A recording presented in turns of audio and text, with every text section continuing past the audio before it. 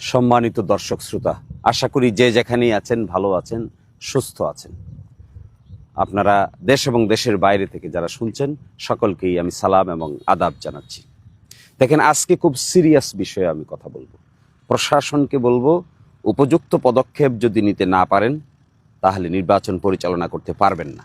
আর উপযুক্ত পদক্ষেপ যদি নিতে চান তাহলে আপনারা দেখান যে আপনারা উপযুক্ত পদক্ষেপ নিতে পারেন। এক নম্বর কথা বলছি আপনাদেরকে। এক নম্বর কথা হলো, অবশ্যই আপনাদেরকে দলীয় পদে থাকা ব্যক্তিদেরকে প্রিজাইডিং অফিসার, পুলিং অফিসার পদ থেকে বাদ দিতে হবে।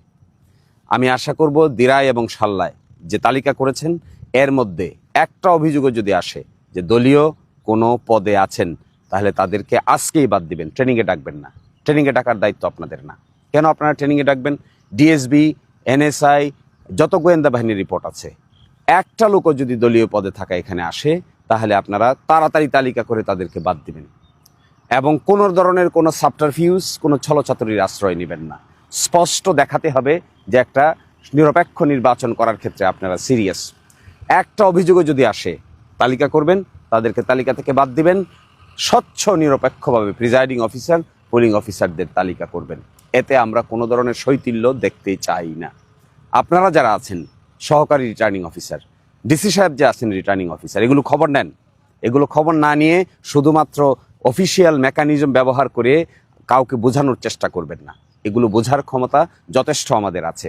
আমি কিন্তু এখনও আপনাদেরকে খুবই শালীনভাবে অনুরোধ করছি, আপনারা তালিকাগুলো নেবেন। দলীয় পদে আছে কে তার তালিকা নেবেন। যদি থাকে তাদেরকে আপনার প্রশিক্ষণেই ডাকবেন না। আর গোয়েন্দা বাহিনী, যদি আপনারা এগুলো বের করতে না পারেন তাহলে গোয়েন্দা বাহিনীর দায়িত্ব দিয়েছে কে আপনাদেরকে? এগুলো থেকে তাড়াতাড়ি সুস্পষ্ট পদক্ষেপ গ্রহণ করুন। দ্বিতীয়ত, সিসিটিভি ক্যামেরা দিন। ঝুঁকিপূর্ণ সেন্টার তালিকা করেছেন, সিসিটিভি ক্যামেরা বসবে।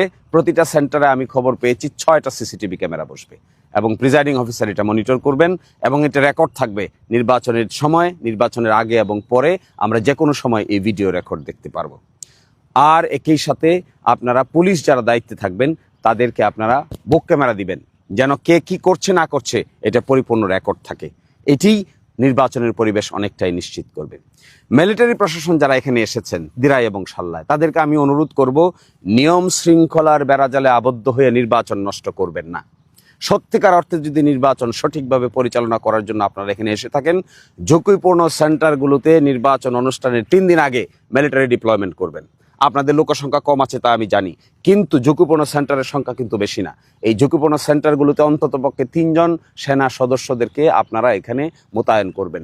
স্ট্রাইকিং ফোর্সে দূর থেকে যাবেন। কে আপনাদেরকে খবর দিবে? কখন খবর দিবে? কখন আপনারা যাবেন? এটা দুর্গম এলাকা, এক জায়গা থেকে আরেক জায়গায় যেতেই সময় চলে যায়। ফেরি পারাপার আছে, গোদারা পারাপার আছে। এগুলোকে আপনারা আমাকে কেউ কেউ বলেছেন সাবস্টেশন করবেন, করেন সাবস্টেশন করাতে আমাদের কোনো আপত্তি নেই। আপনারা একটা সেন্ট্রাল স্টেশন করেন, সাবস্টেশন করেন। এরপরে এই অঞ্চলের মিলিটারি কমান্ডিং দায়িত্বে যারা আছেন তাদের দৃষ্টি আকর্ষণ করছি আমি। আপনারা যারা শান্তিগঞ্জ থেকে এইগুলো নিয়ন্ত্রণ করার জন্য আসছেন, শান্তিগঞ্জ থেকে দেখবেন। দিলাই থেকে যারা নিয়ন্ত্রণ করতে আসছেন সেই মিলিটারি কমান্ডার দিলাই থেকে দেখবেন। সাল্লা থেকে যে নিয়ন্ত্রণ করতে আসছেন সেই মিলিটারি কমান্ডার সাল্লা থেকে দেখবেন বলে আমি আশা করি। আপনারা সাবস্টেশন বানান, নো, আমাদের কোনো আপত্তি নাই। কিন্তু ঝুঁকিপূর্ণ বা অতিরিক্ত ঝুঁকিপূর্ণ হিসেবে অল্প কয়েকটা সেন্টার আপনারা তালিকাভুক্ত করেছেন। ওই সেন্টারগুলোতে অন্তত 2 জন 3 জন মিলিটারি হলেও নির্বাচন অনুষ্ঠানের 2 দিন আগ থেকে, অর্থাৎ 10 তারিখ সকাল 7:30টা থেকে আপনারা সেখানে অবস্থান গ্রহণ করুন। আপনাদের এই ঝুঁকিপূর্ণ সেন্টারগুলোতে অবস্থান গ্রহণ করার মেসেজ সারা দিরাই সাল্লায় ছড়িয়ে যাবে যে নির্বাচন সঠিক অনুষ্ঠান করার ক্ষেত্রে আপনারা really sincere, really you are sincere. বিভিন্ন জায়গায় বেশ কিছু থ্রেটের ঘটনা আসছে।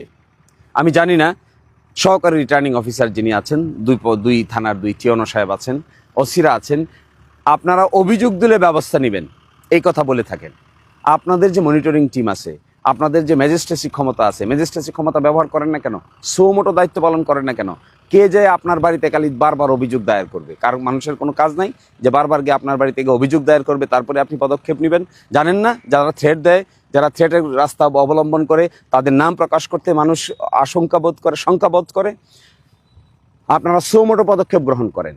কিছু অভিযুক্ত পড়েছে যে কারা থ্রেট দেন, কারা কিভাবে কি বলেন, দেশে থাকতে পারবে কি পারবে না এই কথাও বলেন। এই সমস্ত নির্বাচনের পরে দেখে নেবেন, এই সমস্ত কথা বলেন। এই সমস্ত কথায় এই গোন্ডামির সময় কি এখন? এই গোন্ডামি করে নির্বাচন করা যাবে? 2026 সালের নির্বাচন কি গোন্ডামির নির্বাচন? 2026 সালের নির্বাচন ফ্রি, ফেয়ার, ক্রেডিবল নির্বাচন। এখানে থ্রেট দিবে আর আপনারা বসে বসে থাকবেন, তাহলে প্রশাসনে কি দায়িত্বটা কি আপনার? কি দায়িত্ব আপনার? দায়িত্ব পালন করে দেখান না। নখদন্তরহীন বাঘ হলে তো আপনাকে কে ভয় পাবে? আপনি যান ফিল্ডে গিয়ে দেখেন, মানুষকে জিজ্ঞাসা করেন ছদ্মবেশে, গোয়েন্দাদেরকে ফিট করেন, গোয়েন্দা বাহিনীকে ফিট করলে বুঝতে পারবেন কে কোথায় কাকে ধমক দিচ্ছে।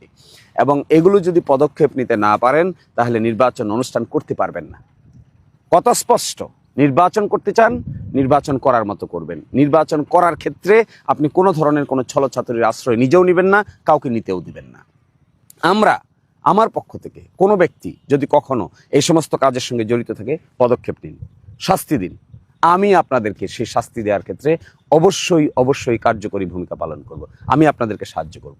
অপর পক্ষে এইরকম কাজ যদি কেউ করে থাকেন তাদের বিরুদ্ধে নেন কয়েকটি কাজ, আজকেই পদক্ষেপ নেন। এক, প্রিজাইডিং অফিসার, পুলিং অফিসারের তালিকাটা দেখেন, সাথে নেন। একজন ব্যক্তির বিরুদ্ধেও যদি রাজনৈতিক সংশ্লিষ্টতার অভিযোগ থাকে তাকে বাদ দেন, স্পষ্ট করে বাদ দেন। আমরা চাই না, তাদের কোনো দলেরই চাই না। সেকেন্ড, সিসিটিভি ক্যামেরা এস্টাবলিশমেন্ট করেন। আমি জানি সরকার বাজেট দিয়েছে, করার কথা। থার্ড, বুক ক্যামেরা দেন পুলিশকে। ফোর্থ, মিলিটারি প্রশাসনের সঙ্গে বসেন, সমন্বিত, ঠেলা ধাক্কা করবেন না। একজন আরেকজনকে বলবেন না এটা তার দায়িত্ব, আরেকজন আরেকজনকে বলবেন এটা তার দায়িত্ব। No, this is your coordinated effort. Government is government. গভর্নমেন্টের একটা department cannot blame another department. বলতে পারেন না military is also under government, military is also under government, civil administration also under government. আপনারা যেগুলোকে, আমি ডিসি সাহেবকে বলবো আপনি রিটার্নিং অফিসার, আপনি এইভাবে পাশ কাটিয়ে যাবেন না। আপনি সুনির্দিষ্ট পদক্ষেপ নিয়ে বলেন ঝুঁকিপূর্ণ সেন্টারগুলোতে আপনারা মিলিটারি 3 দিন আগে থেকে 2 দিন আগে থেকে দিবেন, বাস। That is what is the environment. এটি না হলে সঠিক নির্বাচন করতে পারবেন না। আশা করি দ্রুত পদক্ষেপ নেবেন, কারোর জন্য অপেক্ষা করবেন না, কারো দিকে তাকাবেন না। প্রশাসনের মতো করে নিউট্রাল ভূমিকা পালন করবেন, এই প্রত্যাশায় আজকের মতো এখানেই বিদায় নিচ্ছি। আল্লাহ হাফিজ।